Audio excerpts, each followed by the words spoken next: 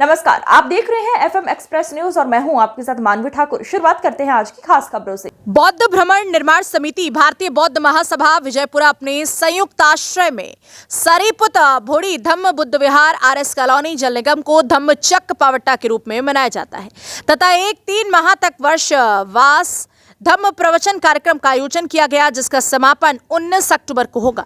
इसलिए सभी उपासकों और उपासकों को इस एक धम्म प्रवचन का लाभ उठाना चाहिए, ऐसा बौद्ध विहार निर्माण समिति के अध्यक्ष राजशेखर यादहल्ली ने कहा। बताएं, आज हम जिस विहार में खड़े हैं सारीपुत बुद्ध विहार, इस विहार में 3 मंथ्स के लिए वर्षावास का आयोजन किया है। यहाँ के जो समिति है बुद्ध विहार निर्माण समिति और भारतीय बौद्ध महासभा, इनकी ओर से तो मैं भिक्खुनी सुमना यहाँ हम आके लोगों को शील समाधि और प्रज्ञा का ज्ञान देते हैं। जो तथागत भगवान बुद्ध जी ने बताया है सभी मनुष्य के कल्याण के लिए, सुख के लिए है। इसमें मैत्री भावना बहुत स्ट्रांग होती है, क्योंकि मैत्री करने से ही सभी का चित्त बहुत शांत होता है। मैत्री, करुणा, मुदिता ये भगवान बुद्ध ने सभी के लिए बताया है कि जिससे कि कोई किसी से वैर नहीं करता, सभी लोग सुखी होते हैं। और भगवान बुद्ध जी का ही यही उपदेश है कि सभी मनुष्य सुखी हो और सभी लोग शांति से रहे। तो इस विहार में वो हम सब लोगों को सिखाते हैं। तो ज़्यादा से ज़्यादा लोग यहाँ आके सीखेंगे तो हमारा ये जो समाज है, सिर्फ समाज ही नहीं, सभी मनुष्य लोग मैत्री, करुणा और जो भगवान बुद्ध के जो धम्म टॉक से सुखी जीवन के लिए वो सीख के सुखी हो सकते हैं। धन्यवाद। ಭಗವಾನ್ ಗೌತಮ್ ಬುದ್ಧರು ತಮ್ಮ ಜ್ಞಾನೋದಯವಾದ ನಂತರ ಇದೇ ಆಷಾಢ ಹುಣ್ಣಿಮೆ ದಿನದಂದು ಸಾರನಾಥದಲ್ಲಿ ತಮ್ಮ 5 ಜನ ಶಿಷ್ಯರಿಗೆ ಮೊದಲ ಬಾರಿಗೆ ಧಮ್ಮೋಪದೇಶ ಮಾಡ್ತಾರೆ.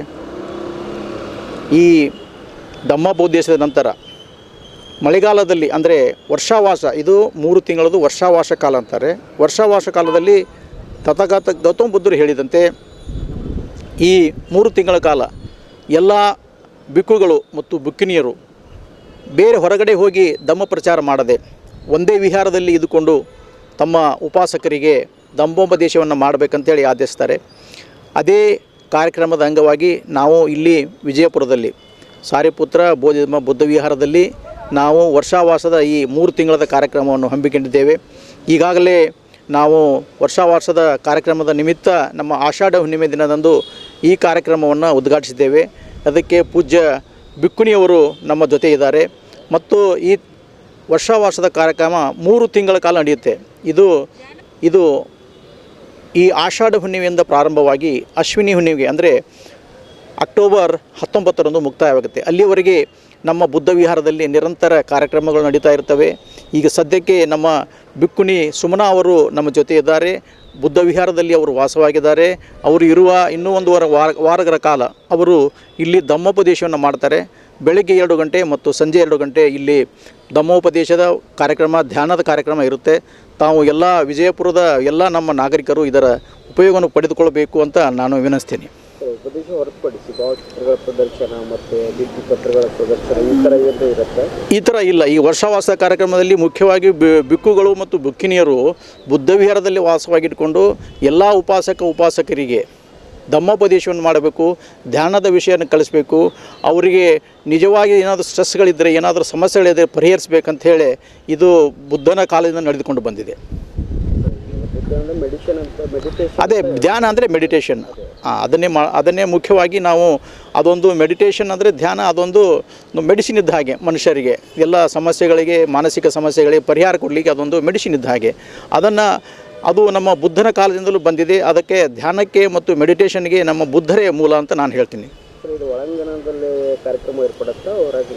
ಇದು ಬುದ್ಧ ವಿಹಾರದ ಒಳಾಂಗಣದಲ್ಲಿ ಕಾರ್ಯಕ್ರಮ ಇರುತ್ತೆ. ಬುದ್ಧ ಪೂಜೆ, ಬುದ್ಧ ಧ್ಯಾನ ಮತ್ತು ಧಮ್ಮೋಪದೇಶ ಕಾರ್ಯಕ್ರಮ ಬೆಳಿಗ್ಗೆ 2 ಗಂಟೆ ಮತ್ತು ಸಾಯಂಕಾಲ 2 ಗಂಟೆ ಇರುತ್ತೆ.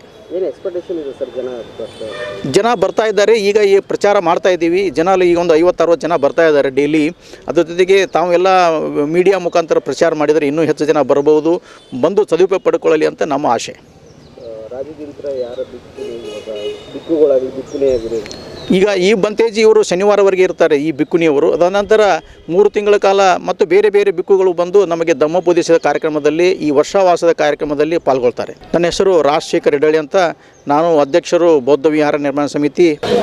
ಶ್ರೀ ದುರ್ಗಾದೇವಿ ಜಾತ್ರಾ ಮಹೋತ್ಸವ ನೇತೃತ್ವದಲ್ಲಿ ಹಾಗೂ ಕೃಷಿ ಇಲಾಖೆ ಹಾಗೂ ಕೃಷಿ ವಿಶ್ವವಿದ್ಯಾಲಯ ವಿಜಯಪುರ ಇದರ ನೇತೃತ್ವದಲ್ಲಿ ಇವತ್ತಿನ ದಿವಸ ಕೃಷಿ ಮೇಳ ಅಂದರೆ ರೈತ ಜಾತ್ರೆ ಅಂತ ನಾವು ಹಮ್ಮಿಕೊಂಡಿದ್ದೇವೆ.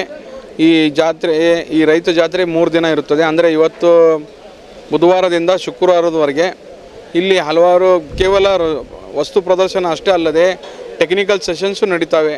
ಅದೇನಪ್ಪ ಅಂದರೆ ತೊಗರಿ ಬೆಳೆ ಹೇಗೆ ಬೆಳೆಯೋದು, ಹಾಗೂ ಕಬ್ಬು ಬೆಳೆ ಯಾವ ಥರ ಬೆಳೆಯೋದು, ಹಾಗೂ ಆದರ್ಶ ರೈತಗಳು ಅವರೆಲ್ಲರೂ ಇಲ್ಲಿ ಭಾಗವಹಿಸಲಿದ್ದಾರೆ.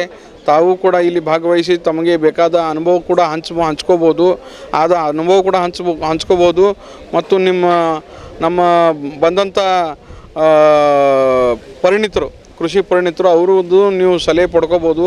ನಿಮ್ಮ ಕೃಷಿಯಲ್ಲಿ ನೀವು ಅದನ್ನು ಅಳವಡಿಸ್ಕೊಂಡು ಒಂದು ಒಳ್ಳೆಯ ಕೃಷಿಕಾರರಾಗ್ಬೋದು ಅನ್ನೋದು ಒಂದು ಒಳ್ಳೆಯ ಅವಕಾಶ ನಮ್ಮ ಸಮಾಜ ಹಾಗೂ ಕೃಷಿ ಇಲಾಖೆ ಹಾಗೂ ನಮ್ಮ ಕೃಷಿ ವಿಶ್ವವಿದ್ಯಾಲಯ ಮತ್ತು ವಿವೇಕಾನಂದ NGO, ಈ ಸ್ವಾಮಿ ವಿವೇಕಾನಂದ NGO ಎಲ್ಲರ ಸಹಯೋಗದಲ್ಲಿ ನಾವು ಮಾಡಿದ್ದೇವೆ. ಅದು ದಯವಿಟ್ಟು ಅದರ ಸದುಪಯೋಗ ಪಡ್ಕೋಬೇಕಂತ ನಾನು ತಮ್ಮಲ್ಲಿ ವಿನಂತಿಸಿಕೊಳ್ಳುತ್ತೇನೆ. ಸಂದೀಪ್ ಕಾಳೆ.